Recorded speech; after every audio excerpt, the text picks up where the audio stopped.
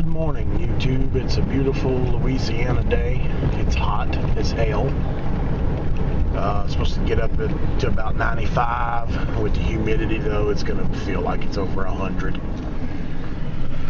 But we're pulling into one of our nicer neighborhoods here in Pineville, Louisiana. We're going to go change a coil on a Lennox system that is only 2 years old,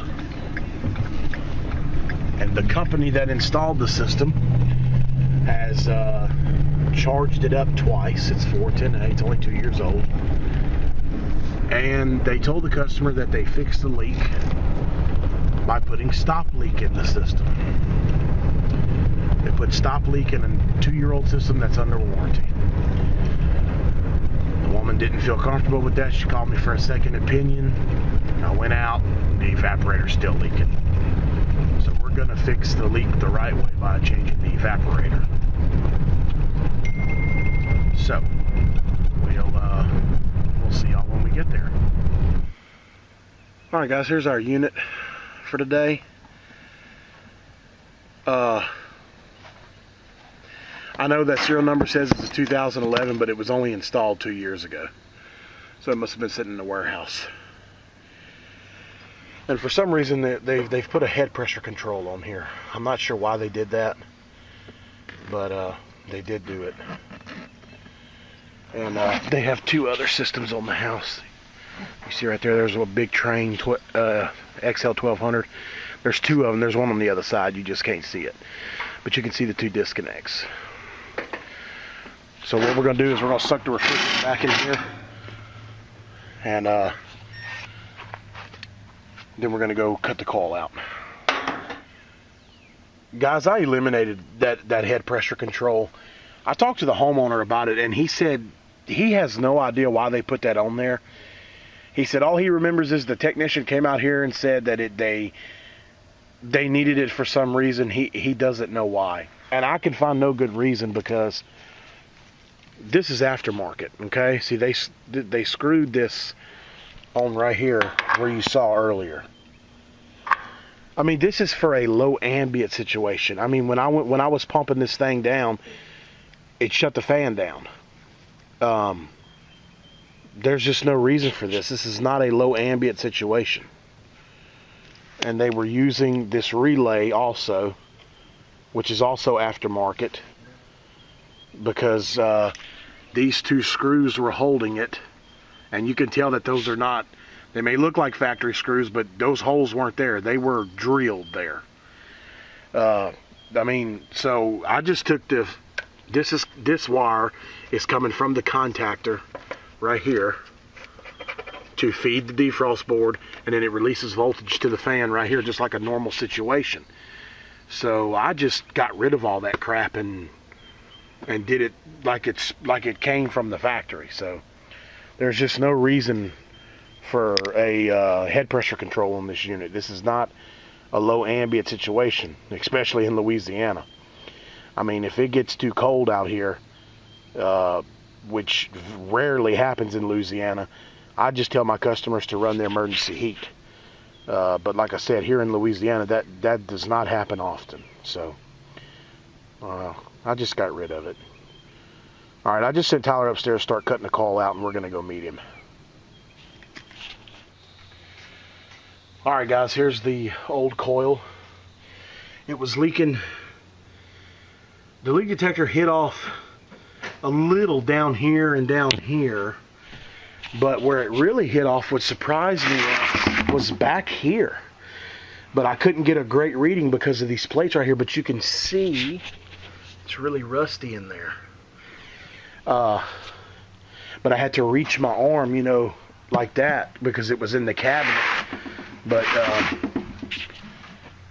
when I stretched, like it was sitting just like so, and I'd stretch my arm like that with that H10 probe, and when I'd get to the back there, that H10 would start screaming. So there's definitely a leak in here, and there's just more proof that stop leak does not work. The only real way to stop the leak is to replace the part that is leaking. So that's what we're gonna do. Okay, here's the new coil from Lennox. Comes with a new TXV, which I'm happy about. There's the old one. Here's the new one. Still copper, but you know, at least it'll be leak free for a little while anyway, because the chances are this sucker will start leaking again because of the copper tubing and the 410A pressure. We all know about that nightmare, unless Lennox has done something to beef up their coils. But just by looking at the two,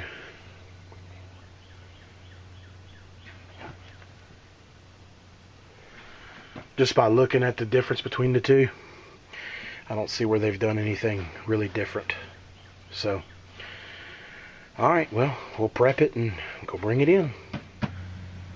Guys, what we're doing now is we are getting ready to blow the suction line and the liquid line individually to try to, if there is some stop leak left in those lines, I'm trying to accomplish blowing it out. I have my regulator hooked up with a hose and a ball valve here. There's Tyler calling me, and this is that VN 500 regulator. Anybody that's in the market for a new regulator, man, I highly recommend this regulator. This thing is awesome. It's got off, braze, purge, and test. I can do all my brazing on here without a flow meter. I'll just leave this hooked up, and all I got to do is put it on braze, and it'll trickle nitrogen through there for us to do our brazing upstairs. It's just it's a great regulator. So what we're going to do now is I'm gonna call Tyler back. I missed the call because I was filming here, and we're going to blow each line individually. Tyler's going to hold a rag up against it, you know, so it doesn't make too much noise in the house, and whatever stop leak comes out, he'll catch it on his rag. So that's him calling again. Let me answer it. Okay, guys, we just got done. Tyler told me on the phone that he had some really sticky stuff hit his rag, so we all know what that is. So basically what I'm going to do is I'm going to leave this hose hooked up right here, and we're going to go fit the coil, and then I'll just set my regulator to braze. I will push nitrogen through the liquid, and I will take the Schrader out right here and let it discharge out right there, and then we'll braze with nitrogen. So I'll just leave it hooked up like that, and that'll be it. So we're going to go upstairs and start brazing. Alright guys, I got everything dry fitted here. Simply used the 90. I couldn't make that sharp of a bend with the bender. We have a new 16 cubic inch dryer, heat pump dryer, reversible, with a nice bend going in. Tyler's going downstairs to grab me a lighter to light my torch and to put the regulator on braze, and then we are going to start brazing this stuff in. See guys, anything can happen to anybody. I got my little Z manifold hooked up here. Thanks for that name, Zach. Got my hose and my nitrogen. Got done brazing. Put a nitrogen test on the system. Well, I noticed that my gauge here wasn't climbing. And that's normal with a TXV. Sometimes it won't, but it should climb a little bit. Well, it wasn't climbing at all. So my phone rings and it's Tyler. He's like, dude, you forgot to solder a solder joint. What I did is I soldered the dryer up, but I didn't solder where it enters the coil. So, you know, it just goes to show everybody can make a mistake every now and then. So I'm gonna put some pressure on it this time, and this time it should do much better. That's better. We're sitting pretty at about 150. We'll let that sit for a few minutes. Tyler bubbled everything and rubbed his hands around all the solder joints up there, and he said he doesn't hear anything. He doesn't see no bubbles. So we'll let that sit pretty for a few more minutes, and then we'll transfer over into vacuum. Alright guys, we've got a system in a vacuum. I'm using the micron gauge down here now, just trying it out, trying something new. I don't take the cores out. It works just as good. I put ball valves on everything. But these 3/8 hoses, they pump it down real quick even with the cores in. But I just bought me some Appian shredder core tools.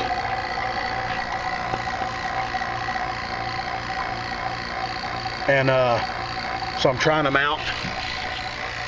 So what I did is I hooked my ball valve here, and then I hooked the shredder core tool to it, and I got the micron gauge hooked to it. I'm just, they say you get a better micron reading when you hook it down here. So, you know, I've had a lot of people say, oh, there's no way you're getting a correct micron reading at that vacuum pump like that, which I believe I always have. So basically what I'm doing is I'm testing it to see how it works compared to hooking it up to the pump. Plus I just wanted to try out one of my new core tools from Appian, because I've never owned the Appians before. But we just started the vacuum, so it's going to take a minute for it to start registering. And after the vacuum's done, we will start it up and charge it up. Alright guys, I had to move my micron gauge back to the pump because it was reading real slow right here. I'm thinking it's because I left the shredder core in there. So I'll try it again next time. I'll take the shredder core out. Even though this thing does have a depressor, I still think that's why it was moving slow. But anyway, as you can see, we're down to 116. So I'm going to shut the vacuum down. I'm going to hook up the smart tool and let the gas loose and start charging. Guys, we have the system operational with the Sporlan smart tool. We're charging. Things are starting to settle.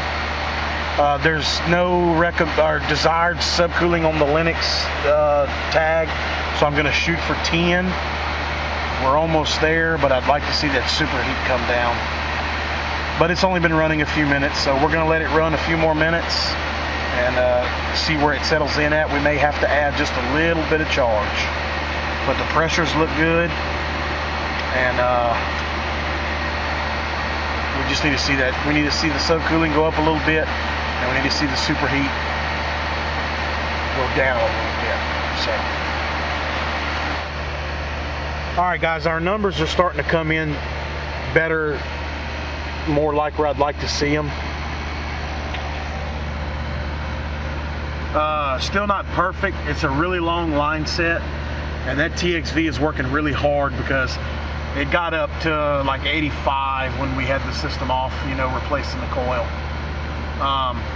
Another problem that we had is I about had it charged earlier, and I had to start messing with it again because the condenser shut down. This is a heat pump, and so I took a voltage measurement, and the defrost board stopped sending 24 volts to the contactor.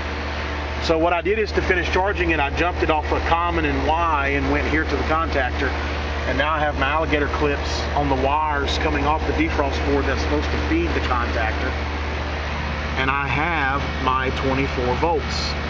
And I have not lost it the whole time that I've been charging. I don't know why I lost it. I gave the defrost board a little love tap, and ever since then I've remained with my voltage. So I'm gonna finish charging. The system jumped out, and then I will reattach these wires, and if the customer complains, then I will have to get him a new defrost board, because I don't see any reason that the defrost board should be dropping the 24 volts going to the contactor like that. But the superheat is starting to come down more in the range where I'd like to see it. The subcooling's not quite where I want it, but like I said, the TXV is probably wide open, and it's working really hard right now to, you know, because it's so hot, it's wide open. So anyway, that'll about do it for this one. Thanks for watching, and we'll see you guys on the next one.